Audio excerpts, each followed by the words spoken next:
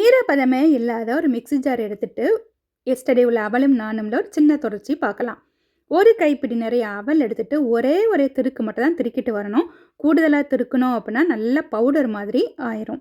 கோதுமை ரவையெல்லாம் இருக்கும்ல, அந்த பதத்தில இருக்கணும்.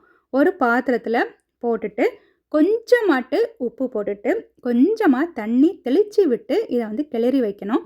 கூடுதலா தண்ணி விட்டுட்டோம் அப்படின்னா, இது மாவு மாதிரி மசிஞ்சிரும்.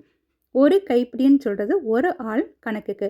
இதை 5 நிமிஷத்துக்கு அப்படியே மூடி வச்சிடலாம். சின்ன வெங்காயம், இஞ்சி எல்லாமே சின்ன சின்னதாட்டு வெட்டி வச்சுக்கணும். 5 நிமிஷம் ஆனதுக்கப்புறம் இது நமக்கு நல்லா ஊறி போய் இருக்கும். கையால் இந்த மாதிரி உதுத்து விடணும். நல்லா தொட்டு பார்க்கணும், நல்லா சாஃப்டாக இருக்குதா அப்படின்ட்டு. சாஃப்டாக இல்லை அப்படின்னா கொஞ்சமாக தண்ணி தெளித்து திரும்பவும் நம்ம இதை கிளறிக்கணும். பிடிச்சா பிடிக்கணும், உளுந்தா உளுந்து போகணும்.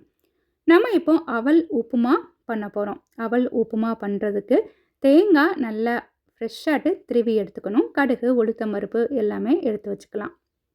கொஞ்சம் எண்ணெய் போட்டுட்டு கடுகு போட்டு அது பொரிஞ்சோன்னே உளுத்தம் பருப்பு போட்டு அதுவும் பொரிஞ்சோன்னே சின்ன சின்னதாட்டு வெட்டி வச்சுருக்கக்கூடிய சின்ன வெங்காயம் போட்டு இதை நல்லா வதக்கிட்டு, சின்ன சின்னதாட்டு வெட்டி வச்சுக்கக்கூடிய இஞ்சியும் போட்டு இதையும் லைட்டாக வதக்கிட்டு, பச்சை மிளகாய் நான் எப்போவுமே இந்த மாதிரி ஒரு கீரல் போட்டு தான் போடுவேன். குட்டி குட்டியாக வெட்டி போட்டேன் அப்படின்னா காரம் வந்து கூடுதலாட்டு வந்துடும். கருவேப்பிலையும் போட்டுட்டு இது கரிஞ்சிடக்கூடாது, லைட்டாக நமக்கு வாசனை வர மாதிரி வதங்கி இருந்தால் போதும்.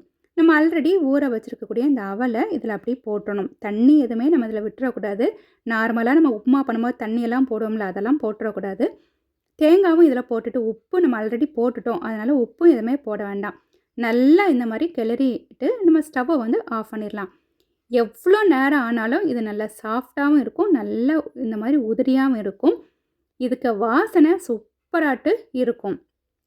இந்த இஞ்சி வாசனை, சின்ன வெங்காயம் வாசனைலாம் சூப்பராக இருக்கும்.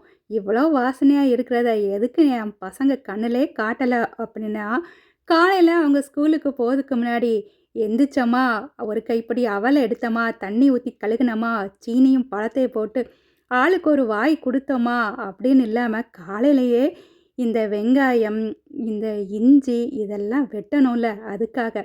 ஊருக்கு போயிருக்கும்போது என் பையன் எங்கள் அம்மாட்ட இதை சாப்பிட்டுட்டு காலையில் நைட்டுன்னு 2 நேரமும் விரும்பி வாங்கி சாப்பிட்ருக்கான். எங்கள் அம்மா 2 திட்டு, நீ எதுக்கு இந்த பையனுக்கு நீ கண்ணில் காட்டாமலே இருந்திருக்கன்ட்டு. ஆனால் எங்கள் அம்மா கண்டிப்பாக என் கண்ணில் காட்டாமல் இருக்க முடியாது. ஏன்னா எங்கள் ஊர்லலாம் 1997 வரை என்கேஜ்மெண்ட் வீட்டில் இதே அவல், இதே சீனி, இதே பழம் கருப்பட்டி காப்பியோடு தருவாங்க. அதனால் எனக்கு எங்கள் அம்மா சின்ன வயசுலேயே இது செய்து கொடுத்தாங்க. எனக்கு இது ரொம்ப பிடிக்கும். தேங்க்யூ.